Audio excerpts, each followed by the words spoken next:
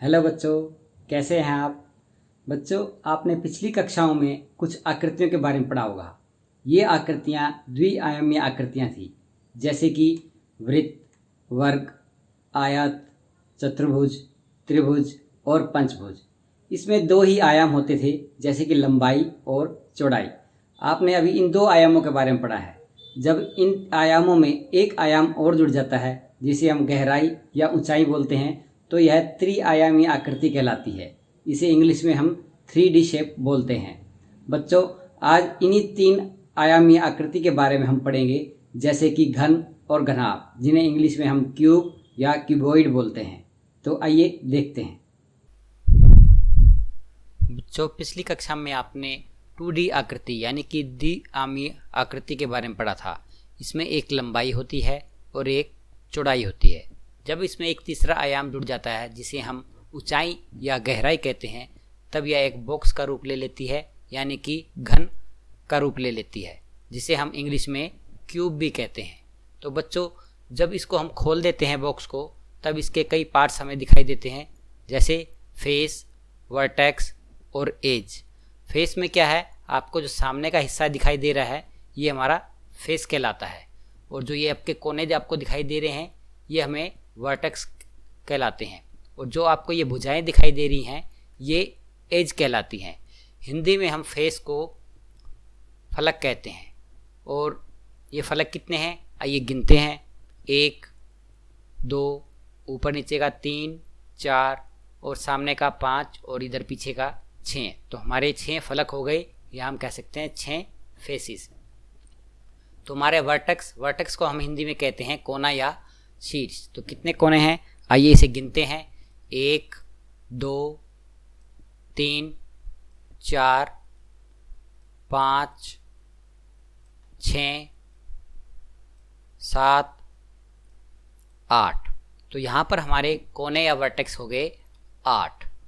अब हम गिनते हैं इसके एज हमारे कितने हैं। 1, 2, 3, 4 यहाँ ऊपर हो गए और नीचे ही 4 होंगे। 5, 6, 7, 8। अब साइड के रह गए 8 हो गए। अब ये 9 और यहाँ पे पीछे वाला 10 और सामने के यहाँ 11 और ये 12। तो इस तरह इसके एज यानी कि हम कह सकते हैं किनारे कितने हो गए, 12। तो एक क्यूब में आप देख सकते हैं 6 फेसिस यानी कि 6 फलक, 8 वर्टिसिस यानी कि 8 कोने, 12 एजिस मतलब 12 किनारे, ये सब होते हैं। तो आइए आगे देखते हैं इसके एग्जाम्पल क्या हैं। पहला एग्जाम्पल है इसका डाइस यानी कि पासा, जिस पे आप लूडो खेलते हैं। इसे हम एक घन भी कह सकते हैं और इंग्लिश में इसे हम क्यूब कहते हैं।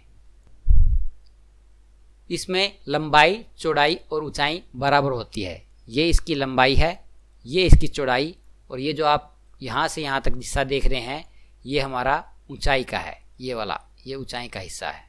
तो बच्चों, एक घन में लंबाई, चौड़ाई और ऊंचाई बराबर होती है। ये अलग अलग तरह की हो सकती है। आइए इसके और एग्जांपल भी देखते हैं। ये एक रूबिक क्यूब है, बच्चे इसे खेलने के लिए इस्तेमाल करते हैं।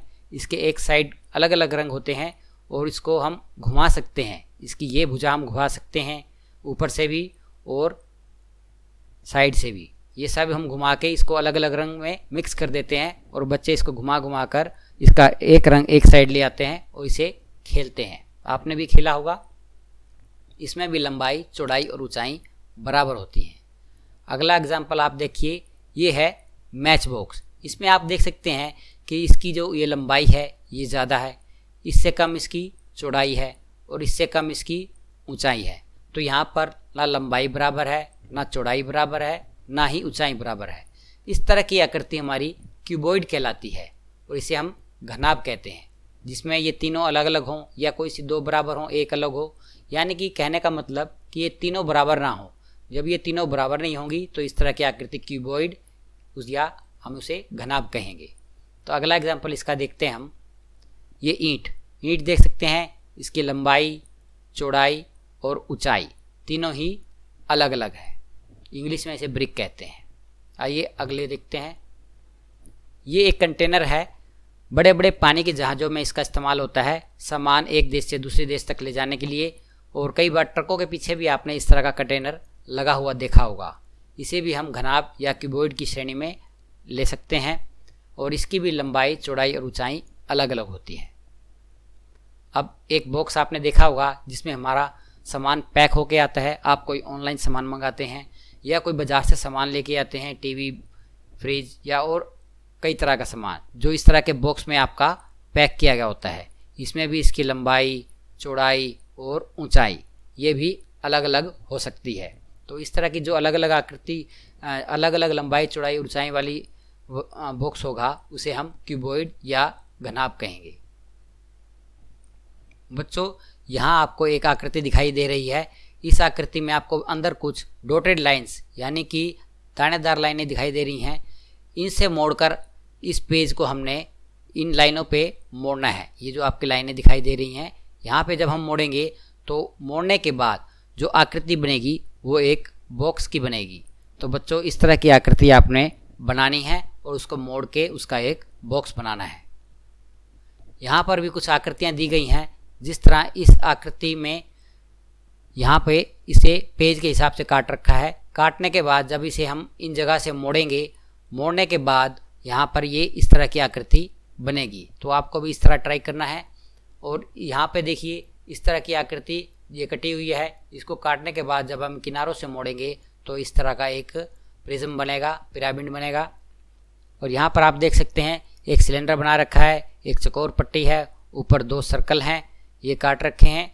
और जब इसे हम घुमा के मोड़ देंगे तो ये गोल हो जाएगा और ऊपर के जो वृत्त हैं इसके ऊपर यहाँ आ जाएंगे। तो एक सिलेंडर जैसी आकृति यहाँ पे बन जाएगी।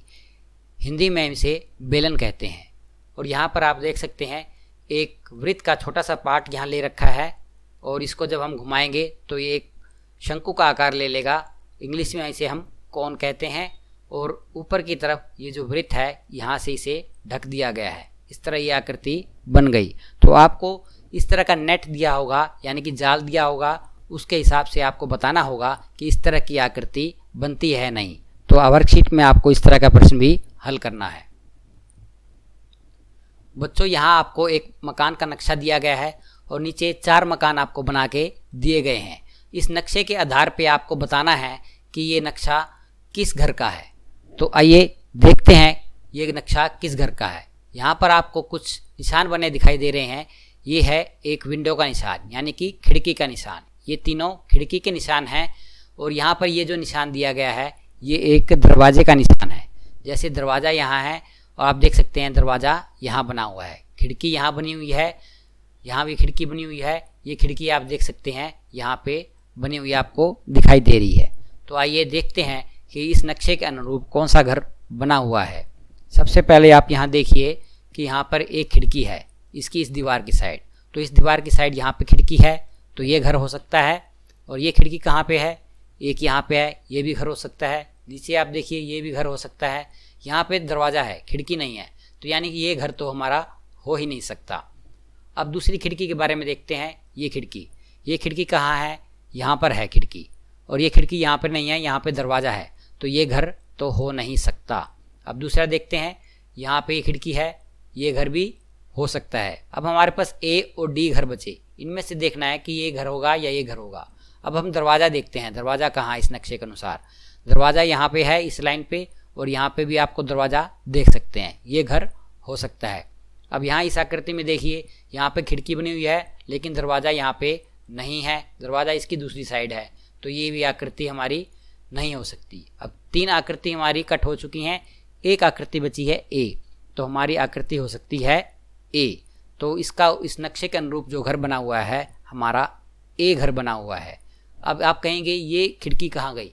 ये खिड़की हमारी इस दीवार के पीछे छुप गई, जो किसी भी आकृति में यहाँ पे आपको दिखाई नहीं दे रही। तो इसलिए इसको आप छोड़ दें। जो सामने आपको दिख रहे हैं उसी को देख के आप अपने अंदाज़ा लगा सकते हैं कि इस नक्शे के अनुरूप कौन सा घर बना हुआ है। बच्चों, अगर आपको मेरा ये वीडियो पसंद आया है तो इसे लाइक कीजिए, शेयर कीजिए। यदि आप कोई बात पूछना चाहते हैं तो आप कमेंट बॉक्स में जाकर कमेंट कर सकते हैं। अगर आप इस चैनल पर नए आए हैं तो इसे सब्सक्राइब करना बिल्कुल ना भूलें। साथ में बेल आइकन को जरूर प्रेस कर दें ताकि हमारे आने वाली नई वीडियोज़ की नोटिफिकेशन आपको समय समय पर मिलती रहे। धन्यवाद।